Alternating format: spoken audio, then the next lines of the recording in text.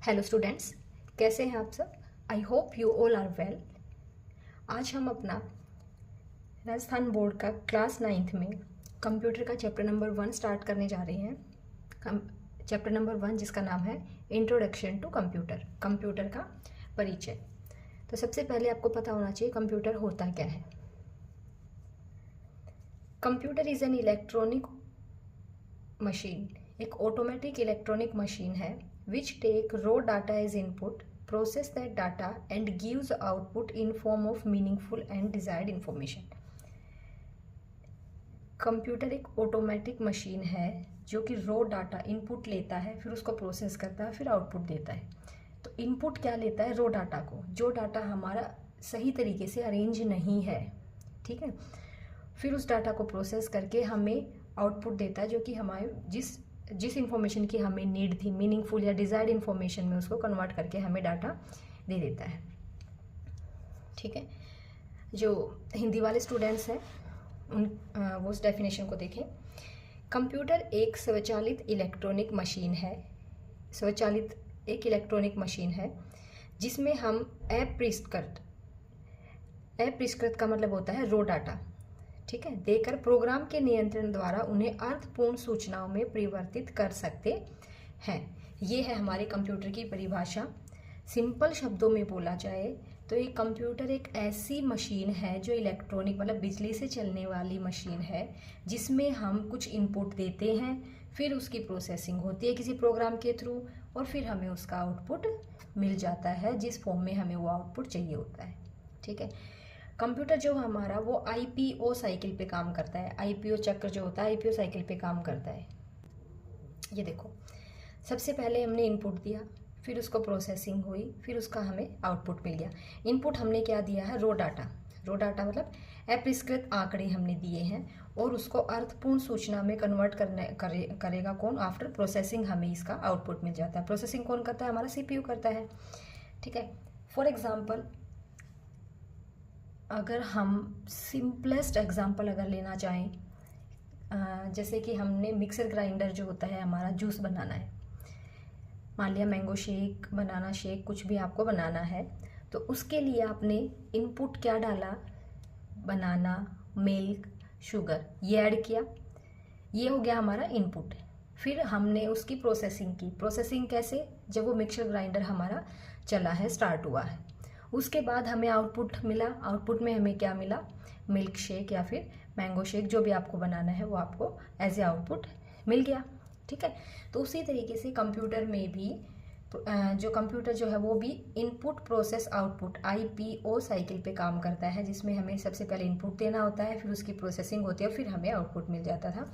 ये था हमारा कंप्यूटर की डेफिनेशन के रिगार्डिंग। अब हम इससे अपना नेक्स्ट टॉपिक करेंगे। नेक्स्ट टॉपिक करने से पहले आपको पता होना चाहिए कि अभी हमने पीछे देखा कि किसी प्रोग्राम के थ्रू कोई प्रोसेसिंग होती है, तो प्रोग्राम क्या होते हैं? Set of instructions written in specific language of a computer is known as program. मतलब कि क्या है? किसी स्पेशल भाषा में, किसी विशिष्ट भाषा में लिखे हुए निर्देशों के समूह को प्रोग्राम कहते हैं। जैसे इंस्ट्रक्शंस देते हैं ना हम आपको, स्कूल में टीचर्स हैं या प्रिंसिपल्स हैं, आपको क्या देंगे? कुछ इंस्ट्रक्शंस देते हैं कि ऐसे काम करना है। घर में पेरेंट्स हैं, वो आपको इंस्ट्रक्शन देते हैं कि ऐसे रहना है, ऐसे काम करना है, बड़ों की इज्जत करनी है, तो कुछ इंस्ट्रक्शंस होते हैं। तो उसी तरीके से सेट ऑफ इंस्ट्रक्शंस जो होती है वो मिलके हमारा क्या बना देता है? प्रोग्राम बना देता है, ठीक। अब हम पढ़ेंगे अपना टाइप ऑफ कंप्यूटर्स, कंप्यूटर के प्रकार। कंप्यूटर को जो है उसको हमने क्लासीफाई किया है कई बेसिस पे, जैसे उसके एप्लीकेशन के बेस पे, साइज के बेस पे और पर्पज के बेस पे। मतलब अनुप्रयोग मतलब उसका यूज़ कहाँ पे हो रहा है, उसके साइज मतलब उसका आकार कैसा है, या फिर उसका पर्पज कैसा है, उसके आधार पे हमने कंप्यूटर को डिवाइड किया गया है अलग अलग प्रकार से। सबसे पहला जो कंप्यूटर का जो क्लासिफिकेशन हमने क्लासिफिकेशन किया बेस्ड ऑन एप्लीकेशन। किसके आधार पर? एप्लीकेशन के आधार पर। मतलब एप्लीकेशन उसका यूज़ कहाँ हो रहा है, अनुप्रयोग के आधार पर हमने सबसे पहले कंप्यूटर को डिवाइड किया है। उसमें क्या है हमारा अनुप्रयोग के आधार पे हमारे जो कंप्यूटर हैं वो हमारे 3 प्रकार से या 3 टाइप में डिवाइड किए गए हैं। सबसे पहला है हमारा एनालॉग कंप्यूटर, फिर डिजिटल कंप्यूटर और हाइब्रिड कंप्यूटर। मतलब एप्लीकेशन बेस्ड पे कंप्यूटर 3 पार्ट में डिवाइड है। अनुप्रयोग के आधार पर कंप्यूटर को 3 पार्ट में क्लासिफाई किया गया है। पहला एनालॉग, दूसरा डिजिटल और तीसरा हाइब्रिड कंप्यूटर। अब 1 बाय 1 हम इनको डिस्कस करते हैं। सबसे पहले एनालॉग कंप्यूटर। एनालॉग कंप्यूटर क्या होता है? ये एक ऐसा कंप्यूटर है जिसका यूज़ एनालॉग डाटा को प्रोसेस करने के लिए किया जाता है। ये जो कंप्यूटर्स जो होते हैं ना, ये डिजिट्स पे या अंकों पे काम नहीं करते।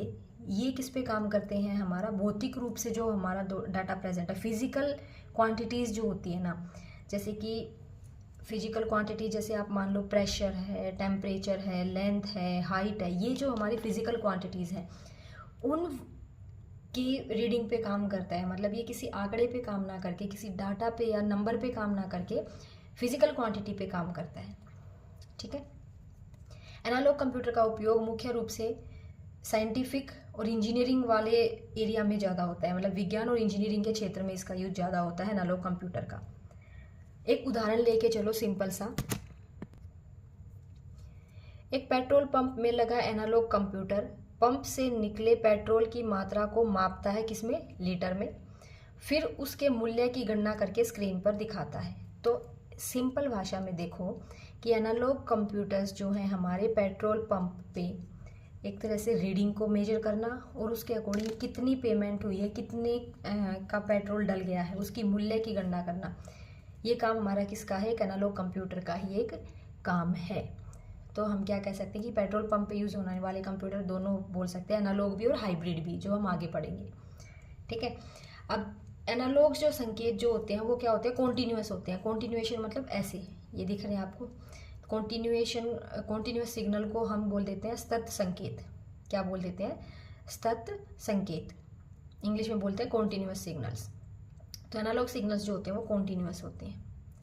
अब एनालॉग सिग्नल्स के कुछ एग्जांपल देखो। स्पीडोमीटर। स्पीडोमीटर क्या होता है? इससे गाड़ी में कितनी स्पीड से गाड़ी चल रही है मेजर करता है ना, तो हमारा क्या हो गया? स्पीडोमीटर। थर्मामीटर, जैसे बुखार वगैरह है उसकी रीडिंग को मेजर करने के लिए क्या यूज़ होता है हमारा? टेम्परेचर को मेजर करने के लिए हमारा किसका यूज़ हुआ है? थर्मामीटर का।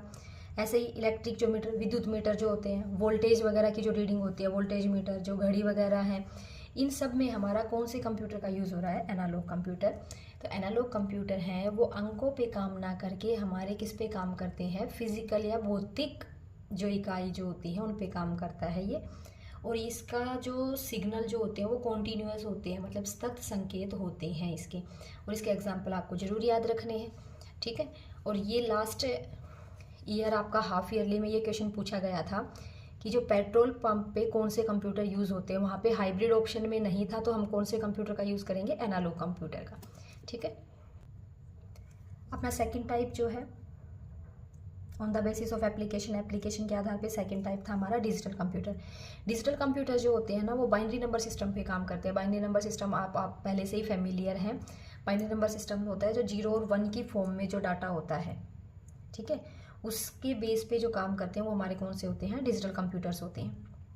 जितने भी डाटा या जितने भी इंस्ट्रक्शंस कंप्यूटर में होते हैं वो सारे हम इनमें डिजिटल कंप्यूटर में एक साथ दे देते हैं इनपुट को। फिर उसके बाद उसकी प्रोसेसिंग हो जाती है और हमें पर्टिकुलर आउटपुट मिल जाता है। इनकी जो प्रोसेसिंग स्पीड होती है तेज़ होती है। क्या होती है इसकी प्रोसेसिंग स्पीड? बहुत तेज़ होती है डिजिटल कंप्यूटर की। स्पीड तेज़ है तो काम भी तेज़ से करेगा। डिजिटल कंप्यूटर के जो सिग्नल जो होते हैं, यहाँ पे डिसकॉन्टीन्यूअस सिग्नल है, वहाँ पे क्या थे? कॉन्टीन्यूअस सिग्नल थे एनालॉग में। यहाँ पे डिसकॉन्टीन्यूअस सिग्नल, इसको बोलते हैं असतत संकेत। हिंदी में उसको बोलेंगे असतत संकेत। ठीक है।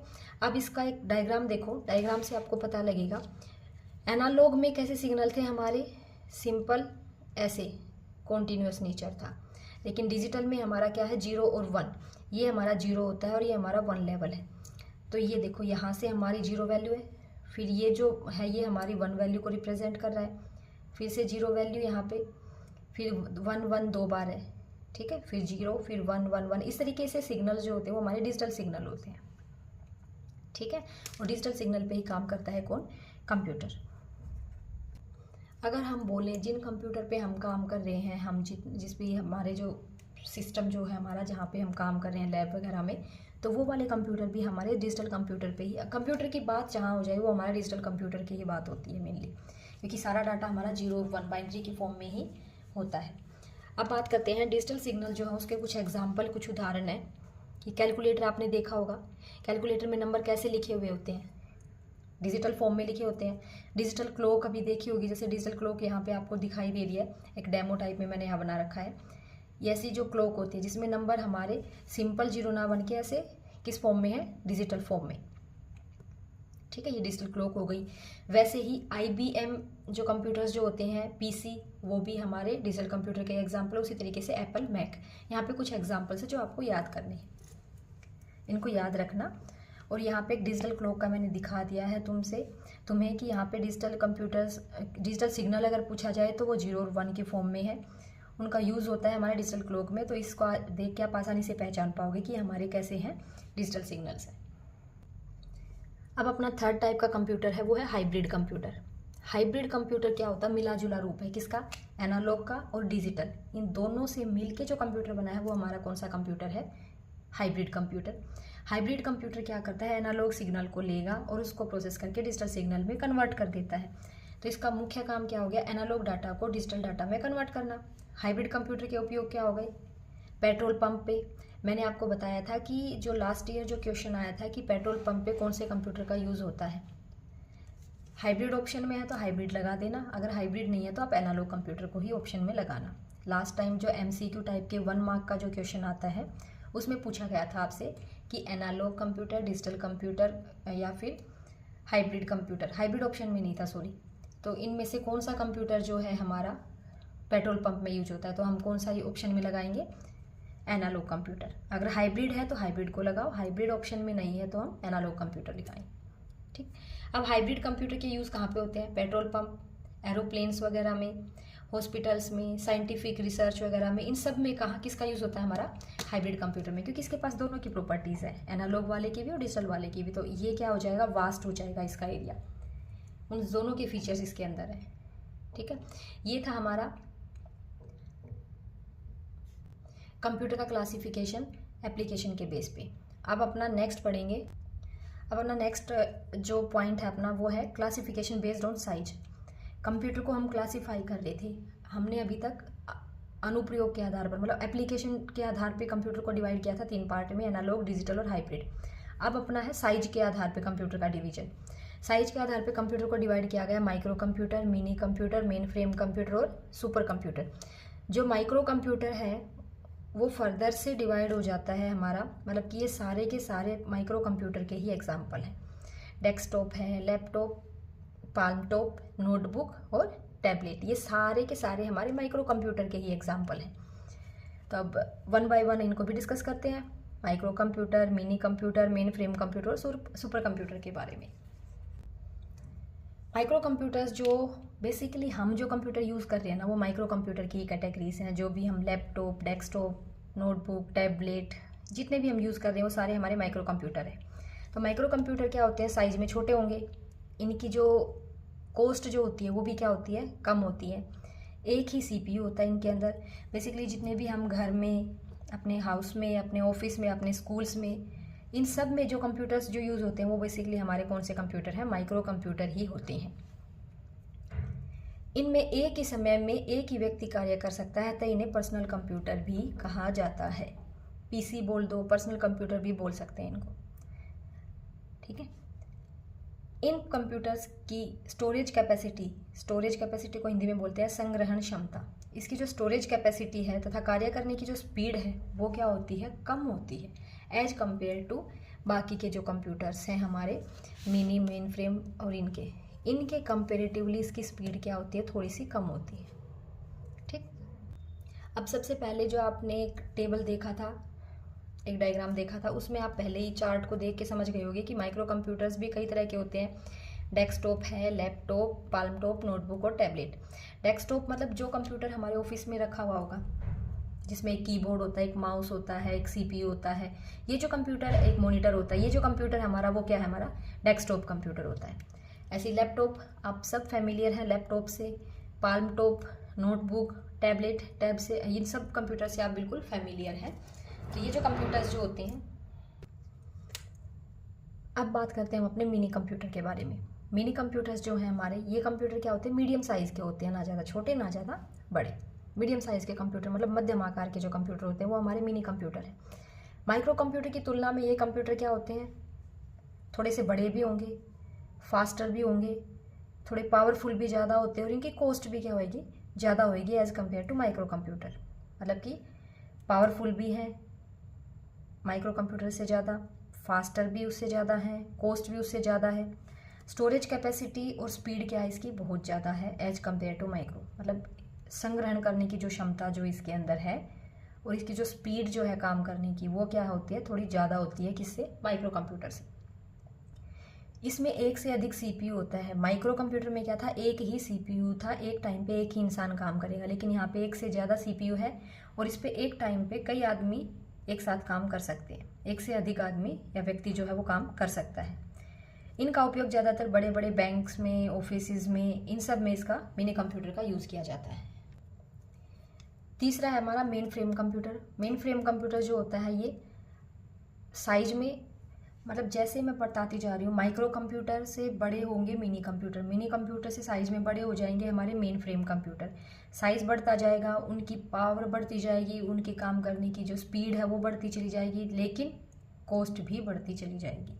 ठीक है, तो इनका साइज क्या होता है, बहुत बड़े होते हैं ये। इसकी संग्रहण, स्टोरेज कैपेसिटी और स्पीड, काम करने की जो स्पीड है वो भी क्या हो जाती है, बहुत ज़्यादा होती है माइक्रो और मिनी कंप्यूटर के कंपेरेटिवली। इन कंप्यूटर में एक समय में एक से अधिक व्यक्ति काम कर सकते हैं। इसकी कॉस्ट भी क्या होती है, ज़्यादा होती है। अब इनका यूज़ कहाँ का होता है, रेलवे रिजर्वेशन में, रेलवे में टिकट वगैरह बुक करनी है आपको तो वहाँ पे इन कंप्यूटर का यूज़ होता है।